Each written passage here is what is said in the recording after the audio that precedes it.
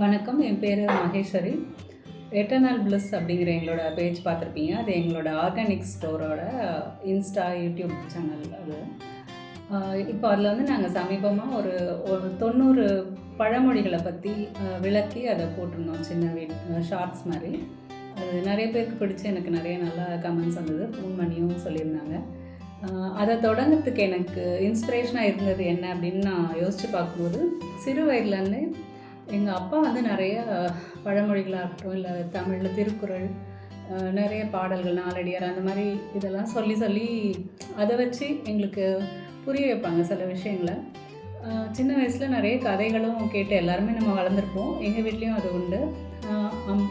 அம்மாவோட அம்மா, அந்த பாட்டி வந்து எப்போயோ ஒரு நாள் தான் சென்னைக்கு வருவாங்க. ஆனால் வர நேரம் பார்த்திங்கன்னா அவ்வளோ கதைகள் சொல்லுவாங்க. அந்த ராமாயணத்தில் இருக்கிற சின்ன சின்ன கதைகள் அதெல்லாம் சாதாரணமாக நம்ம கேள்விப்பட்டிருக்க மாட்டோம். நமக்கு ஒரு ஃப்ளோவில் அந்த ஒரு பெரிய கதை தெரியுமே தவிர, ஒரு கேரக்டருக்கு பின்னாடியும் ஒரு சின்ன சின்ன கதைகள் நிறையா இருக்கும். அதை நல்ல நிலவில் வச்சு சொல்லுவாங்க. இவ்வளோக்கும் அவங்க எழுத படிக்க தெரியாதவங்க தான். ஆனால் அந்த காலத்தில் அந்த திருவிழா காலங்கள்லாம் கதை, அந்த வில்லு பாட்டுன்னு சொல்லுவாங்க இல்லையா, அந்த வில்லு அடிச்சுட்டு எல்லா கதையும் சொல்லுவாங்க. அந்த சின்ன சின்ன கதைகள் கேட்டு அதை நினைவில் வச்சே சொல்லுவாங்க. அதே மாதிரி அம்மாவோட அப்பா தாத்தாவும் வந்து விவேக சிந்தாமணி அதுலேருந்துலாம் நிறைய பாடல்கள் சொல்லுவாங்க. அவங்க எழுதுவாங்க. ஆனால் அந்த தமிழ் வந்து கொஞ்சம் வித்தியாசமாக இருக்கும். அந்த பழைய தமிழில் இருக்கும். முன்னாடி இந்த ஃபோன் இதெல்லாம் வராத காலகட்டத்தில் அந்த கடிதங்கள்லாம் கூட நாங்கள் ரொம்ப நாள் பத்திரமா வச்சுருந்து படித்த ஞாபகம் இருக்குது. அதே மாதிரி அப்பா சைட் பார்த்திங்கன்னா, அப்பாவோட அப்பா வந்து ஊரில் 2வது நாட்டாண்மைன்னு சொல்லுவாங்க. அப்போது முதல் நாட்டாண்மை இருந்தாலுமே இவங்கள வந்து ப்ரிஃபர் பண்ணி கூப்பிடுவாங்கன்னு சொல்லுவாங்க. ஏன்னா இவங்க வந்து அந்த நீதி நியாயமெல்லாம் கரெக்டாக பேசுவாங்க. அது மாதிரி பேசும்பொழுது நிறைய பழமொழிகளோடு பேசுவாங்கன்றது அப்பா சொல்லியிருக்காங்க. இப்போ சமீபத்துலேயும் அது உறுதிப்படுத்தணும். இந்த சீரீஸ் நான் பண்ணிகிட்டு இருக்கும்பொழுதே கொஞ்ச நாள் கழித்து தான் தற்செயலாக எங்கள் அத்தை மகளை சந்தித்தா அவங்க பொண்ணு வீட்டுக்கு இங்கே வந்திருந்தாங்க. அப்போ எங்கள் வீட்டுக்கும் வந்திருந்தாங்க. அப்போது பார்த்திங்கன்னா அவங்க தாத்தா உயிரோடு இருக்கும்போது இவங்க ஒரு 9-11 வயது அந்த மாதிரி சிறு பெண்ணாக தான் இருந்திருக்காங்க. ஆனால் அவங்கள பற்றி நிறைய விஷயங்களை எங்ககிட்ட சொன்னாங்க. எப்படி வந்து அந்த வழக்கு தீர்க்கிறவங்ககிட்ட பேசுவாங்க. இப்போ மற்றவங்கெல்லாம் கொஞ்சம் கோபமாக அந்த மாதிரி இருந்தால் கூட தாத்தா வந்து அதை ஒரு நகைச்சுவையாக ஒரு சின்ன விஷயத்த சொல்லி அவங்களையும் நம்ம பக்கம் இழுத்து அந்த சொல்கிறத வந்து புரிய வைக்கிற மாதிரி அருமையாக சொல்லுவாங்க. தாத்தா வந்து அந்த பஞ்சாயத்தில் வழக்கு ஏதாவது வந்தால் அதை எப்படி தீர்த்து வைப்பாங்க அப்படிங்கிறத சொன்னாங்க. இப்போ வரவங்க ரொம்ப கோபமாக வேகத்தோடு வந்தால் கூட அவங்கள வந்து ஒரு நகைச்சுவையோட ஒரு இந்த மாதிரி சில சின்ன சின்ன பழமொழிகள் சொல்லி அவங்களுடைய சிந்தனையை திசை திருப்பி அவங்களுடைய முழு கவனத்தை தன் மேலே எடுத்துக்கிட்டு அதுக்கப்புறமா அந்த வழக்கை பற்றி பேச ஆரம்பித்து மெதுவாக அவங்களுக்கு புரிய வைப்பாங்க. எது நியாயம். ரொம்ப தவறாகவே வந்து வழக்கு கொடுத்துருந்தா கூட இவங்க பேசுகிறதுல மயங்கி அவங்க சரின்னு சொல்லி சமாதானமாக போனதாக சொல்லுவாங்க. அப்போ எனக்கு இது என்ன உணர்த்துச்சுன்னா, இந்த வார்த்தைகளில் வந்து எவ்வளோ விஷயம் பொதிஞ்சிருக்கு. நல்ல விஷயங்கள் நடக்குது இந்த வார்த்தைகளால், நல்ல வார்த்தைகளால். இதே வந்து நம்ம ஒன்றுமே இல்லாததுக்கெலாம் பார்த்துருக்கோம். ரோட்டில் சண்டை போட்டுட்ருக்கிறது, அந்த குழாயடி சண்டையும் கவனிச்சிருக்கோம். ஒன்றுமே ஒரு விஷயமே இருக்காது. ஒரு சின்ன பகிர்தலில் பிரச்சனை அந்த மாதிரி தான் இருக்கும். ஷேரிங்கில் தண்ணி கம்மியாக இருக்குது, அதிகமாக இருக்குது. ஆனால் அது வந்து அந்த வார்த்தைகள் தடிக்க எவ்வளோ மோசமாக அது வன்முறையை கொண்டு போய், ஏன்னா அடி கொலையில் கூட விட்டுருக்கோம். இப்போ கூட பார்த்திங்கன்னா நான் இங்கே சென்னையில் பார்க்குறேன் நிறைய பேர் வந்து நம்ம தென் மாவட்டங்கள்லேருந்து வந்து இருக்கிறவங்க தான். ஆனால் அந்த ஏதோ ஒரு வழக்கு அதுக்காக ஊருக்கு போயிட்டே இருக்கோம் அப்படிங்கிறத சொல்லிகிட்டே இருப்பாங்க. சின்ன வாய்க்கால் தகராறு அந்த மாதிரி தான் இருக்கும். ஆனால் இதெல்லாம் அந்த காலத்தில் உள்ள பெரியவங்க வந்து எவ்வளோ அழகாக இந்த பழமொழிகள் சொலவடைகள் மூலமாக சாதுரியமாக சமாளிச்சிருக்காங்கன்றது எனக்கு ஒரு ஆச்சரியமாக இருந்தது. எங்கள் அண்ணி பேர் வந்து மாரியம்மாள். அவங்க திருநெல்வேலி மாவட்டத்தில் ரெட்டியார்பட்டின்ற கிராமத்தில் வசிச்சிட்ருக்காங்க. இப்போவும் சொல்கிறாங்க, நம்ம தாத்தானா எனக்கு இதெல்லாம் நினைவுகளாக வருது அப்படின்னு. இது இன்னொரு உதாரணமாக சொல்லணும்னு நினச்சேன். நான் ஸ்கூலில் படிச்சுட்டு இருக்கும்போது ரொம்ப நெருங்கிய தோழி தான். ஆனால் ஒரு நாள் வந்து ஏதோ சொல்லிட்டா. அதாவது அந்த கம்யூனிட்டி பேஸ்டாக ஒன்று பேச ஆரம்பித்தா. நாங்கள் தான் வந்து ரொம்ப உயர்ந்தவங்க, எங்களுக்கு வந்து எல்லாமே வழியாக அந்த மந்திரங்கள்லாம் நாங்கள் சொன்னதுனால எங்களுக்கு படிப்பு நல்லா வரும், நாங்கள் சும்மா கொஞ்சம் படித்தாலே நல்லா எழுதிடுவோம், மற்றவங்களுக்குலாம் படிப்பு வராது, அதனால இந்த கட்டமைப்பு இருக்குங்கிற மாதிரிலாம் ஒரு மாதிரி பேசிட்டா. நானும் ஃபஸ்ட்டு நெருங்கின தோழிங்கிறதுனால அதை உண்மை நம்பிட்டு எனக்கு ஆக்சுவலாக நல்லா படிச்சுட்டு இருந்தேன் ஸ்கூலில். ஆனால் டக்குன்னு ஒரு டல்னஸ் வந்தது. அப்புறம் ஒரு நாள் அப்பாட்ட எதாச்சும் இதை பற்றி பேசும்பொழுது தான் அப்பா வந்து இவ்வளோ விளக்கங்கள் எனக்கு சொன்னாங்க. அவங்க அப்பாவை பற்றி, அப்புறம் எங்கள் அம்மாவோட அப்பாவை பற்றி. பாரு இவ்வளோ பேர் நம்மளும் தானே நினைவில் வச்சு தானே இவ்வளோ சொல்கிறோம், எல்லாருக்கும் தான் அது கொடுத்துருப்பாங்க. கடவுள் எப்படி ஒருத்தர் ஒரு மாதிரி இன்னொருத்தர் ஒரு மாதிரியாக படைப்பான், எல்லோரையும் ஒன்றா தான் படைச்சிருக்கான். அப்போ நம்ம வளர்கிற சூழல் தான் அதுக்கு காரணம். நம்ம குடும்பமும் நல்லா படித்த குடும்பம் தான், நீ அதை மனசில் வச்சுட்டு நல்லா படிக்கணும், நல்லா மனசில் கண்டிப்பாக நிற்கும் அப்படிங்கிறத சொன்னாங்க. இது எனக்கு ஒரு பெரிய இதுவாக இருந்துச்சு, இன்ஸ்பிரேஷனாக இருந்தது. இது எப்போவுமே ஞாபகம் வச்சுக்கணும் அப்படின்னு நினச்சேன். ஏன்னா இப்போது சமீபத்தில் அன்னிக்கிட்ட வந்து இதெல்லாம் எழுதி கொடுக்க சொல்லியிருந்தேன், உங்களுக்கு என்னெல்லாம் நினைவு இருக்கோ எழுதுங்கன்ட்டு.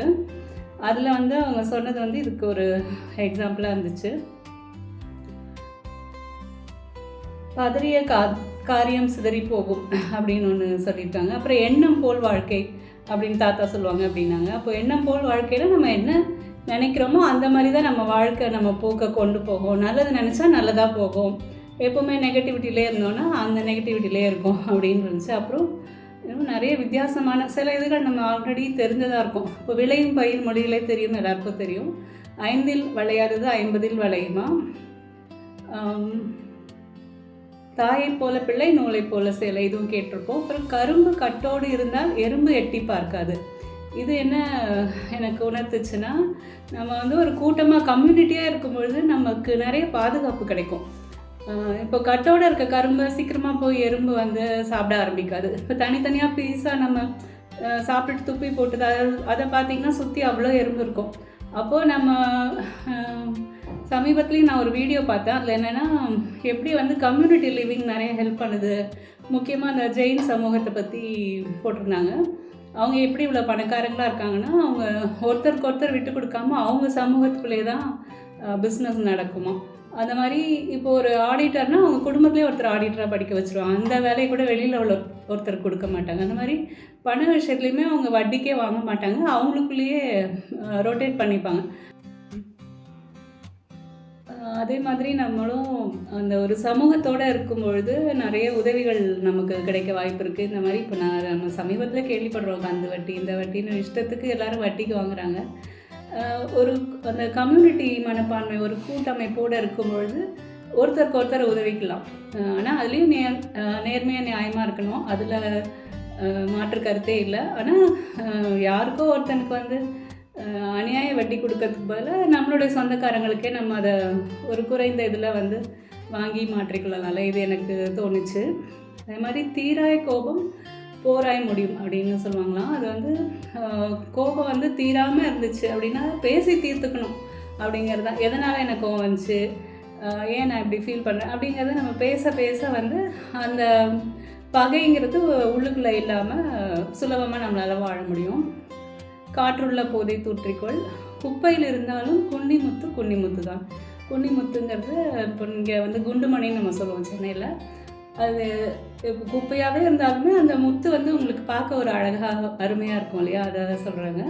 10 விரலால் உழைத்தால் 5 விரலால் சாப்பிடலாம், அகத்தின் அழகு முகத்தில் தெரியும், ஒரு பானை சோற்றுக்கு ஒரு சோறு பதம், கடுகு சிறுத்தாலும் காரம் குறையாது, நல்ல மாட்டுக்கு ஒரு சூடு, மதியாதார் வாசல் மிதியாது. இதெல்லாம் பவுண்ட்ரி செட் பண்ணுற மாதிரி எனக்கு தோணுது. இப்போ நம்ம சைக்கலாஜிக்கல் ஃபேக்ட்ஸாக சொல்லும்போது பார்த்திங்கன்னா ஒவ்வொரு பழமொழிக்கு பின்னாடியுமே நம்மளுடைய உளவியல் ரீதியாக நிறைய நல்ல விஷயங்கள் இருக்குது. அப்புறம் இது எனக்கு புரியல, நான் இன்றைக்கி அண்ணிட்ட கேட்டு தெரிஞ்சுக்கிட்டேன். காடி கஞ்சினாலும் மூடிக்குடி அப்படின்றது என்ன சொல்கிறாங்கன்னா, இப்போ அந்த காலத்தில் கம்பங்கஞ்சி சோளக்கஞ்சி அப்படின்ட்டு சிறுதானியங்களில் கஞ்சி குடிப்பாங்க. சில பேர் கொஞ்சம் நல்லா புளிக்க வச்சு ஒருத்தர் அவங்க சுவைக்கு ஏற்ற மாதிரி குடிப்பாங்க. ஆனால் அது எல்லாருக்கும் பிடிக்காது இல்லையா, அதனால் அந்த மாதிரி நீ குடிக்கும்பொழுது எல்லாத்தையும் காட்ட வேண்டாம், உள்ளே போய் அமைதியாக மூடிக்குடி அப்படிங்கிற மாதிரி சொன்னாங்க. இதுவும் ஒரு நல்ல விஷயமா இருந்தது. ஏன்னா இன்றைக்கி பார்த்தீங்கன்னா அடுத்தவன் பிளேட்டை எட்டி பார்த்து கமெண்ட் பண்ணுறது தான் எல்லாருக்கும் வேலையாக இருக்குது. ஜென்ரலாக நான் என்ன சொல்லுவேன்னா, நான் வெஜிடேரியன்ஸ் கூட ரொம்ப என்ன சொல்கிறது பேஷண்ட்டாகவும் அந்த விட்டு கொடுக்குற தன்மையாகவும் இருக்கிறாங்க. அவங்க மற்றவங்க என்ன சாப்பிட்றாங்கன்னா கவனிக்கிறது. ஆனால் இந்த ஹார்ட் கோர் வெஜிடேரியன் அந்த மாதிரி இருக்கவங்களாம் பார்த்திங்கன்னா எப்போ பார்த்தாலும் மற்றவங்க சாப்பிட்றது அவங்க பிளேட்டை பற்றியே கமெண்ட் அடிக்கிறாங்க.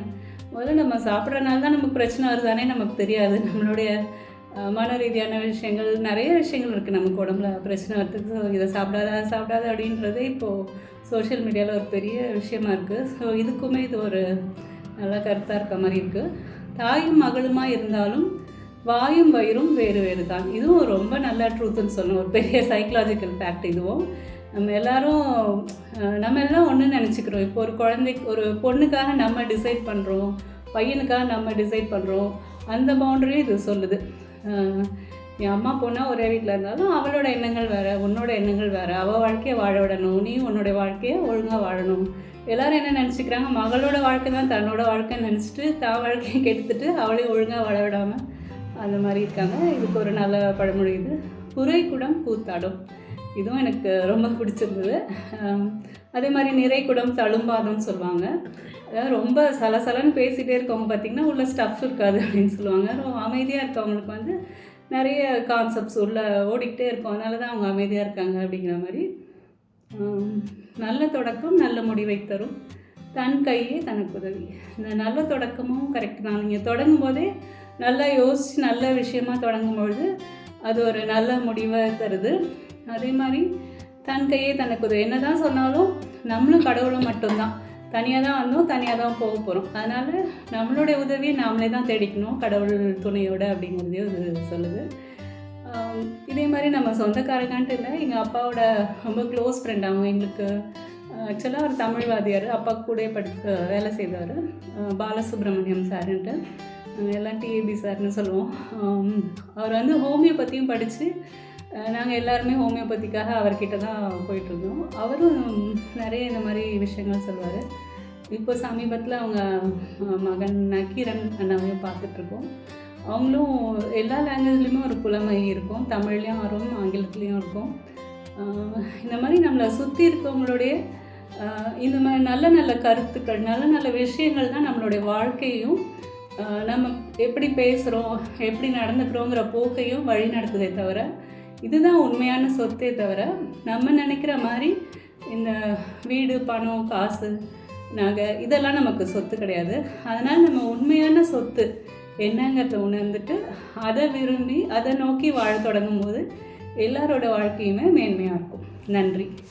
70ஸ்லலாம் பார்த்திங்கன்னா அந்த ஆண் குழந்தைகள் மேலே ஒரு கிரேஸ் இருக்கும். அதனால் எங்கள் வீட்டில் 3 பெண்கள் அப்படிங்கிறதுனால ஊரில் இருக்கவங்க எல்லாருமே வந்து என்ன எல்லாம் பொட்டையை பற்றிட்ட அந்த மாதிரிலாம் கேள்வி கேட்பாங்க. ஆனால் எங்கள் அப்பா எப்போவுமே எங்களை வந்து 3ம் எனக்கு 3 முத்துக்கள் அப்படின்னு சொல்லியே வளர்த்தாங்க. அதனால தான் எனக்கு முத்துக்கள் மேலேயும் ஒரு இன்ட்ரெஸ்ட்னு சொன்னது தெரியல. ஸோ அவங்க சொன்ன மாதிரியே நாங்கள் 3 பேருமே நல்ல விதமாக வளர்ந்தோம். அம்மாவை பற்றியும் சொல்லணும். அம்மா இந்த பழமொழிகள் அதுலேயும் ஆர்வம் இருந்தாலும் அவங்க வந்து ரொம்ப நேர்மை, சத்தியம், உண்மை இதை ரொம்ப நம்பினவங்க. கடவுள் அருளும் கடவுள் பக்தியும் ரொம்ப அவங்களுக்கு.